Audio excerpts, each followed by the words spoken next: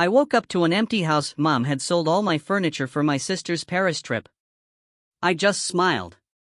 2 weeks later, they came back, and my gift left her speechless. You know, there are moments in life that just shatter something inside you. For me, it wasn't an argument or a screaming match. It was the crushing silence of my own home, utterly empty, after my family, the people who were supposed to love me unconditionally, decided my belongings were simply collateral for my sister's Parisian dream. They didn't just take my stuff, they took my sense of security, my trust, and for a long, agonizing moment, they nearly broke my spirit. My name's Griffin, I'm 28. I'm a videographer, the oldest kid, and pretty much the family's resident tech guy, camera guy, and invoice guy. Translation, I'm the one they call when something needs to be filmed for free, moved for free, or paid for just this once. I rent a small house on the edge of town. There's a lemon tree out back and a mailbox that leans like it's perpetually tired of bad news. I keep my gear meticulously organized, my head down, and, for the longest time, I kept the peace. Then there's Sloane, my sister. Oh, Sloane. She's always been the golden one. Naturally charming, quick with a joke, the type who could get a flat tire and somehow end up with two guys changing it for her while she's just posting a story about her angel energy. In every family photo, she's smack in the middle. In every conversation, she's just about to do something monumental, a music degree, a fashion internship, becoming a content creator, a residency. And the money for those almosts? Well, it usually came from somewhere. Usually, from me. I grew up learning to be useful. If Dad said, "Griff, get the ladder," I'd have it before he finished the sentence. If Mom said, "Griff, be a sweetheart and cover this," my debit card was already out. I genuinely thought that was normal. I thought you just absorbed the sharp edges of life, smoothed things over, and kept going. Then, 2 weeks ago, I pulled into my driveway after a brutal, 14-hour wedding shoot. It was nearly midnight, absolutely pitch black, but the porch light was on, casting a soft glow. The lemon tree smelled clean, almost hopeful. I unlocked the door, stepped inside, and just stopped. The house was empty. My couch? Gone. The AITA bookshelves I'd painstakingly assembled at 2 a.m.? Gone. My bed, my coffee table, that perfectly thrifted rug, the TV I'd paid off in 6 agonizing installments? All gone. Even the cheap salt lamps Sloane once ironically called vibe glue were nowhere to be found. The only thing left was a note on the kitchen counter, written in my mother's careful, looping cursive. It read, "Don't be upset. We sold what you weren't using. It's all for Sloane's Paris program. You can sleep at Grandma's for now. Love you." I read it twice, maybe hoping the words would magically rearrange themselves into something sane, something less utterly gut-wrenching. Then my phone buzzed. "Dad, son," he said, his voice warm, like this was just a friendly catch-up. "Your sister deserves Paris." I stared at the pale, clean square on the counter where my microwave used to sit, a ghost outline of domesticity. "Don't worry about furniture," he added, as if offering profound wisdom. "It's just material. Paris is for character." I leaned against a bare wall. I tried to laugh, but nothing came out. The house echoed with my silence. "Okay," I said. "Just that. Calm. Even. Like a cameraman steadying a shot." After the call, I stood there, in the middle of my empty living room, listening to the quiet. Somewhere, a dog barked. A car passed. I looked at the note again. Then, I opened my gear case, checked every camera, every lens, counted batteries like a prayer, and zipped it shut. I slept on the floor that night, my hoodie a makeshift pillow, my jacket pulled tight. It was cold. Flat. The lemon tree thumped against the window in the wind. At 4 a.m., I stopped pretending to sleep and started writing down dates, amounts, names. 14 days later, they came back from Paris. And by then, I had prepared something for Sloane. A gift bigger than furniture. The kind that doesn't fit in a box. When she saw it, she went quiet.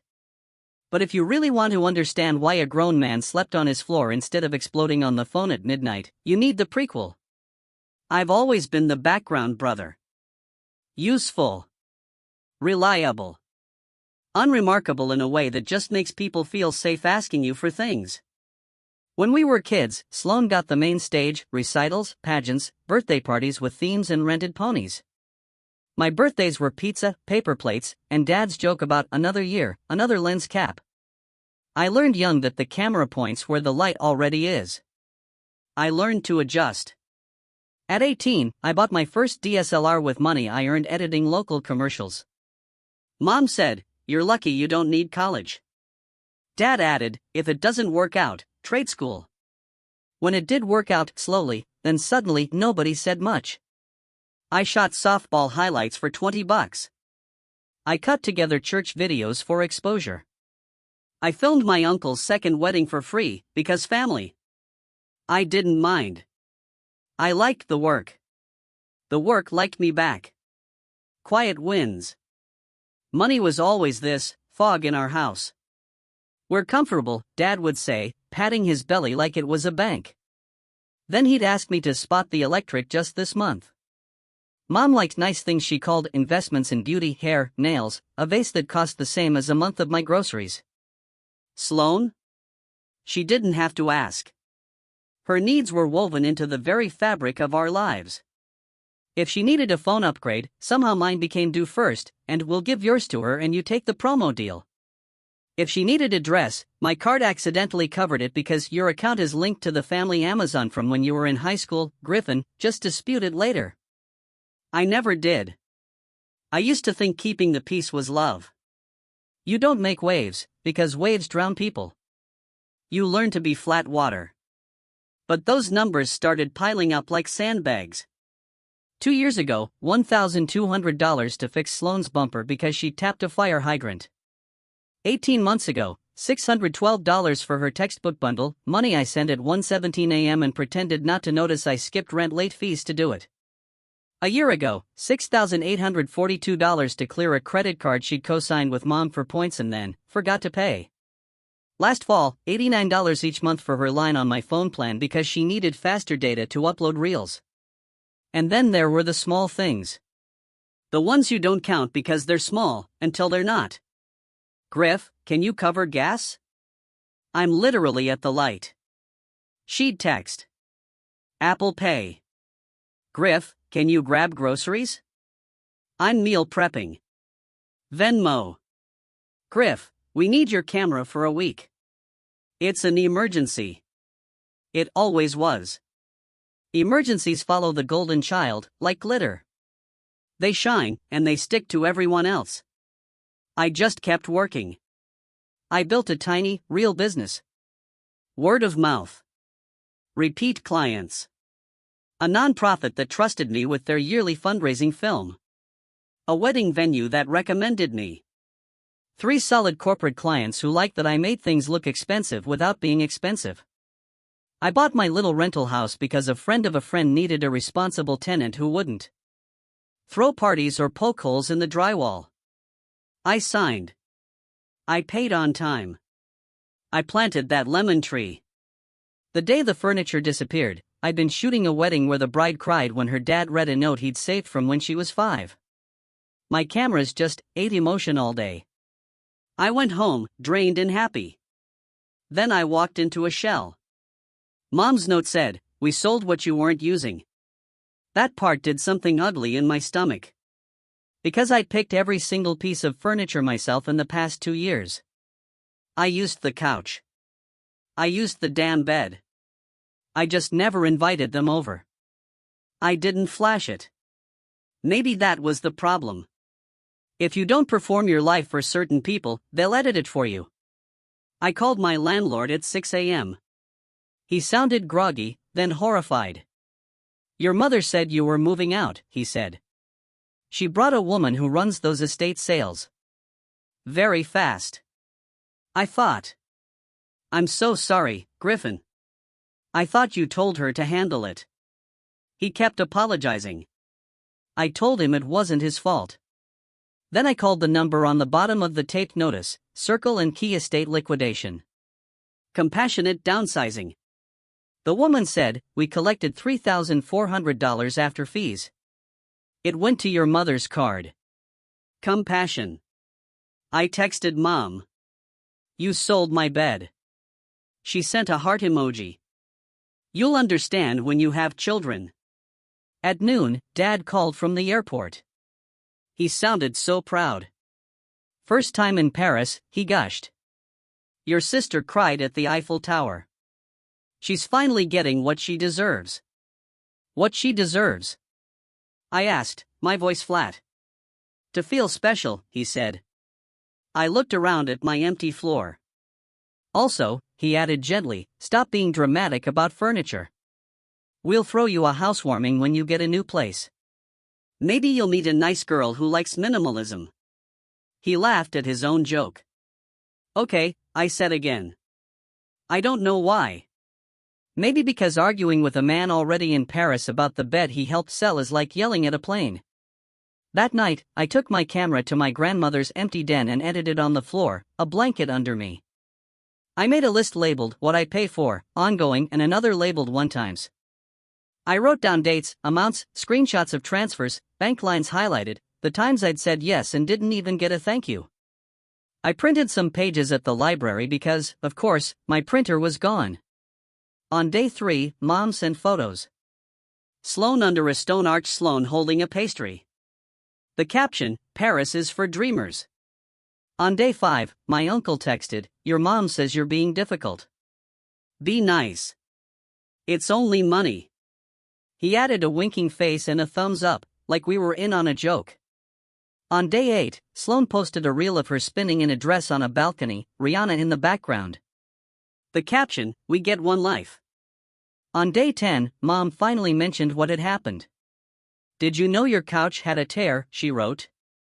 The buyers barely noticed. That was a blessing.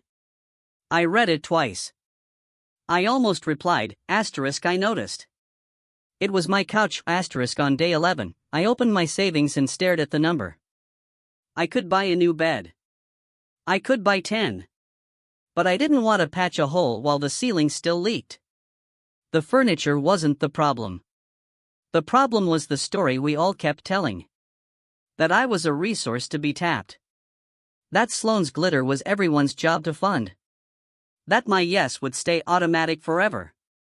On day 12, Mom called from a museum gift shop. Listen, she said, breathless.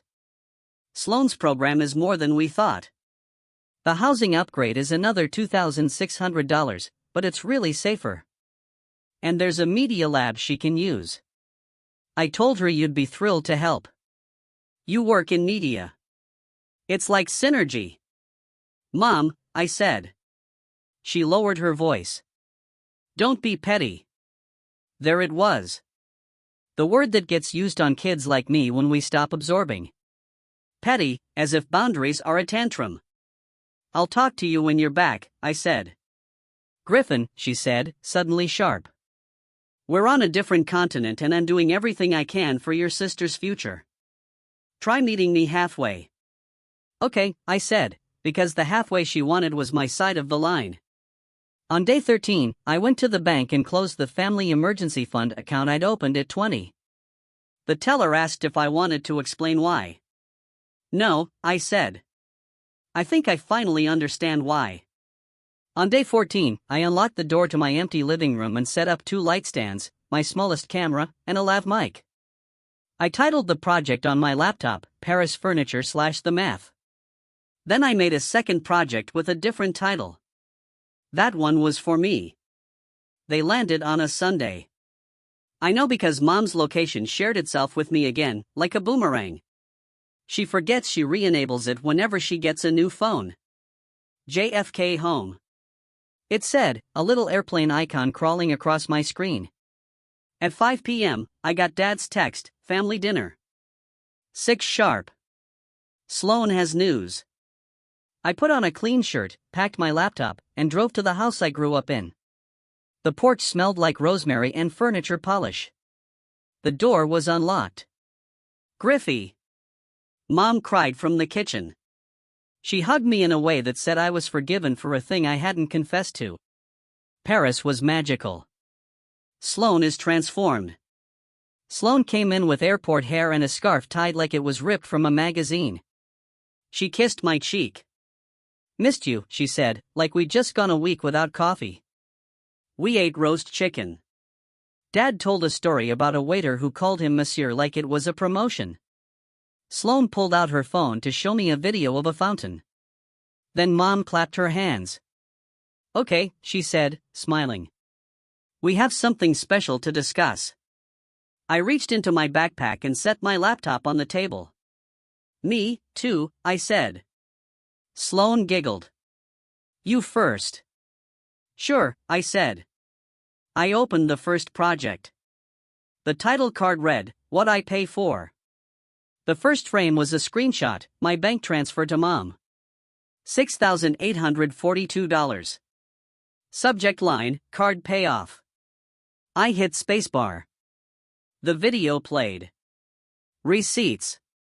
Dates. Little captions. My voice, calm, like a documentary I'd make for a client. April 4th, $612 for textbooks. April 29th, $89 phone line. May 13th, $1,200 bumper. June through December, $534 in miscellaneous Venmo. January, $340. Utilities you forgot were in my name. Mom laughed lightly. "This is dramatic." I didn't look at her. I let the math keep going. February, $400 for program application fees. March, $3,400, estate sale proceeds from my furniture. Dad stopped cutting his chicken. The next frame was my empty living room. Then a clip of my landlord's voicemail, apologizing. I kept my hands flat on the table. "Griffin," Mom said, her voice small now. "We didn't think you'd take it personally." Sloane added, "It's for my education." I paused the video and looked at my sister. "I'm glad you had a good trip," I said. "I really am." And I meant it. She looked sunlit and alive. "But you sold my bed." She rolled her eyes, then caught herself. "We can get you a better one," she said. "When the brand deals start hitting, I'll pay you back so fast." Dad cleared his throat. "Son, your sister deserves." "This isn't about deserve," I said. I clicked to the second project. A new title card, "The Gift." The living room TV across from the table lit up when I cast my screen. The first frame was a simple gray background and a line of text, "Effective today, these are my boundaries." I'd recorded myself reading them because my voice stays steady in voiceover. The mic doesn't care if your hands shake. 1. I will not fund Sloane's programs, residencies, trips, or upgrades. 2. I am removing every family member from my phone plan. Lines transferred tonight at midnight. I've already paid the final balance. 3. I will not provide loans or cash fronts. If there is an emergency, call 911. Not me. 4. If you need me to film something, you will receive my rate card in writing. 5. The spare key to my house needs to be returned tonight. 6. Any item removed from my home without my consent will be reported as theft. Mom's face crumpled. "Griffin," she whispered. "You can't talk to your mother like you're a landlord." "I'm talking to you like an adult," I said. Sloane tried to laugh. "You're making a whole presentation." I nodded to the screen. The next frame showed a screenshot of a police report confirmation number. I didn't file it yet. Just the draft. I let that sit for a second. Then I clicked to the last slide. A photo of a simple, sturdy full-size bed frame and mattress. Scheduled for delivery to my house today, 7 p.m. Paid by me. I turned to my sister. In front of me was a manila folder. Her name on it. I pushed it across the table. "What is this?" she said. "A budget," I said. "For your life without my money." Inside, a prepaid monthly bus pass, a list of part-time jobs that matched her schedule, a checklist to move her number off my plan, and a printed letter I'd written with 10 sentences that were hard to write and harder to say. I watched her read, one hand lifting to her mouth. Dad stood up, fast enough to rattle the glasses. "You're punishing your sister for being talented." "No," I said, standing too. "I'm refusing to be stolen from again." He took a step toward me. Years of his height, years of his voice filling rooms. "We did what we had to," he said. I kept my tone even. "This isn't about revenge," I said. "This is about closure." The room went quiet, like someone hit mute. Mom sank back down, tears blinking. "We needed Paris," she said weakly. "You needed a bed," I said. Sloane swallowed. Her eyes were bright, angry, then something else. She looked down at the folder again. I closed the laptop. "I'll be at my place," I said. "Text me when the key is ready." "Don't walk out," Mom said, her voice breaking. "I'm not walking away from you," I said. "I'm walking back to me." I left my childhood home with my shoulders loose for the first time in years. In the driveway, the sky looked like a clean slate. My phone buzzed before I started the car. It was a single text from Sloane, asterisk, "Is that really my phone bill now?" Asterisk, I typed back, asterisk, "Yes." Asterisk, and then, for a long time, she said nothing at all. The first 24 hours were loud, in all the wrong ways. Mom called 17 times. Dad, 12. 2 aunts, 5 each. My uncle, who thinks sarcasm is leadership, left a voicemail. "I guess we're doing spreadsheets now, huh?" By noon Monday, my call log looked like a slot machine stuck on the same 3 faces. I didn't answer. I went to my empty house, accepted the delivery guy's pity when they brought in the new bed, and made the mattress with clean sheets. Simple white. It looked like a truce. I set one lamp on a cardboard box and made coffee with a borrowed kettle. I filmed a small product video for a local brand because deadlines don't care about family drama. I just kept moving my hands. At 2 p.m., Sloane texted a screenshot of her phone plan transfer page and said, "It wants a PIN." I sent it. 10 minutes later, she wrote, "It says I need to pick a plan." I said, "Yes." She didn't reply. An hour later, she wrote, "This is robbery." I said, "Yep." At 6 p.m., Dad showed up on my porch without knocking. "Son," he said, stepping inside like I'd invited him. "You made your point. Return the spare keys so we can stop this nonsense." He looked around at the new bed and the empty room. "You living like a monk now?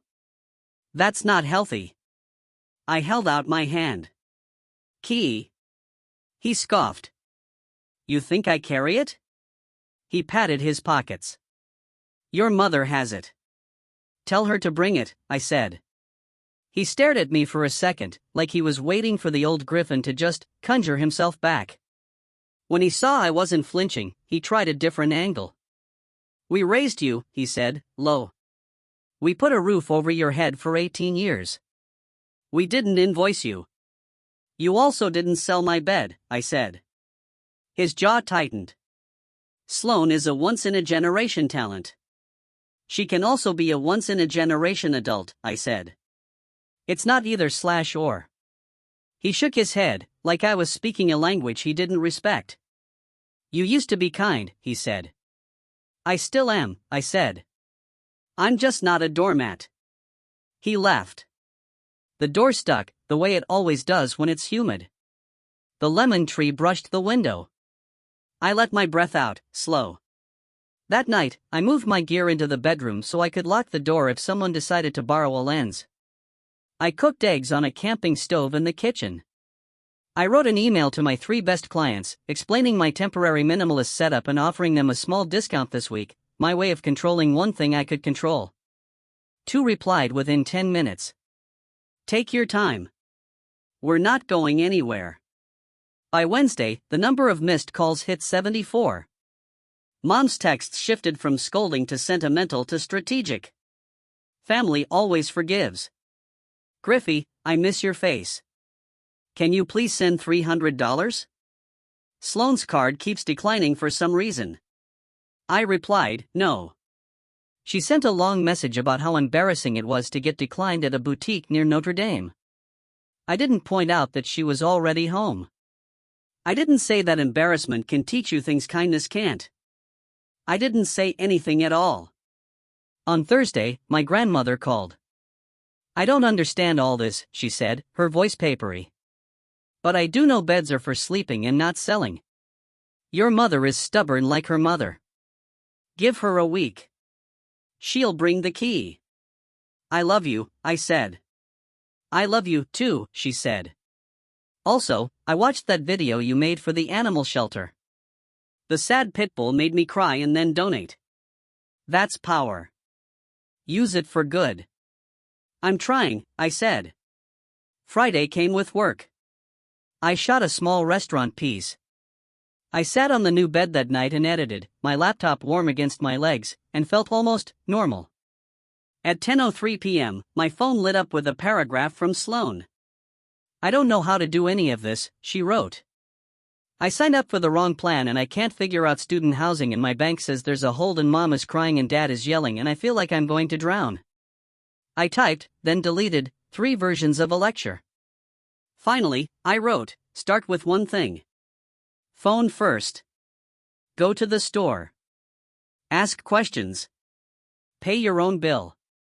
You can do it. She didn't reply that night. The next morning, she sent a photo from inside a phone store. She looked small. The caption, this guy is helping. Half an hour later, okay, it's done. Good, I wrote. Sunday. Mom texted, dinner. 6. Come home. I responded, bring the key. No answer. I went anyway. When I walked in, the dining table was set for 5. Dad at the head, Mom to his right. Sloane left. An empty spot. And a key in the middle of my plate. Mom kept her eyes on the mashed potatoes. After grace, she cleared her throat. I overstepped, she said, every word like pulling a nail. I should have asked. That's true, I said. I kept my voice soft. Being right doesn't require volume. She looked up, like she was checking if I'd punish her. I didn't think you'd mind, she said. You always help. I know, I said. That's why I had to stop. Dad started to say something, but Sloane touched his sleeve. She looked at me. I read the whole folder, she said. I actually didn't know half those numbers. I don't. I didn't ask because I didn't want to know. I know, I said. She pushed the key toward me. I'm sorry, she said, not blinking. For the bed. I took the key. It felt heavier than it should have. Thank you, I said. Dad stabbed a carrot like it was personally responsible. So what? We're just all accountants now, he muttered. Maybe we've been everything but, I said. He rolled his eyes. You think you're better than us because you can list things. I think I'm responsible for me, I said. And I'm done being responsible for you. We ate mostly in silence after that. No one asked about Paris. No one asked about work. Mom asked if I wanted leftovers. I said, no. That felt like a metaphor. When I stood to leave, Mom reached for my arm. You won't disappear, she said. I'm not disappearing, I said. I'm picking what I carry. Back at my place, I put the key on my own counter and stared at it until my eyes blurred. I slept hard and dreamless. Monday morning, something new happened. I woke up before my alarm. I made coffee. I opened my calendar and saw open space where there used to be other people's urgency. I walked to the lemon tree and picked one small, bright fruit and put it on the windowsill like proof that life still makes things. Then I did something I'd postponed for a year.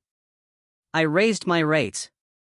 I sent the new sheet with a kind, clean email, my scope has expanded. My value has too. 2 clients said yes immediately. One said, "We wondered when you'd do this." I bought a second lamp. I bought plates. I measured the living room and ordered a couch that didn't even exist 6 months ago when all this started, and it would arrive next week. This time, the couch would be mine. Because the key was mine. Because the decision was mine. In the middle of editing a food truck spot, my phone buzzed. Asterisk Sloan, can I ask a really dumb question? Asterisk she wrote. Always, I wrote back. Asterisk Sloan, how do I set up autopay without, accidentally putting it on your card? Asterisk I smiled. You can't, I wrote. Asterisk that's the point. Asterisk she sent a laughing emoji. Asterisk then I'm scared I'm going to mess up. Asterisk you will, I wrote. Asterisk then you'll fix it. Asterisk at 5 p.m., Mom sent a photo of a neatly made bed in what used to be my old room in their house. If you ever need to stay here, she wrote. Thank you, I wrote back. Asterisk I have one. Asterisk that night, I watched the gift video again, not to rehearse the anger, but to check my voice. It was calm. It stayed calm. I closed the laptop and stood in the empty living room. And for the first time in a decade, the quiet didn't feel like a warning. It felt like a beginning. 2 weeks later, the couch arrived. I signed, sat, and didn't fall through. I squeezed a soft lemon into water and let the afternoon slide by. Phone face down. Mom texts less now, recipes, weather, dated memes. Dad hasn't apologized, but he grunts hello and asks about my little business. Nods. Sloan pays her phone bill. She got a camera store job. Applied for a real internship. Bills are just paper now. I set walls and found doors. Dinner Sunday at 6. I'll bring lemon pie. And I'll keep my keys in my pocket.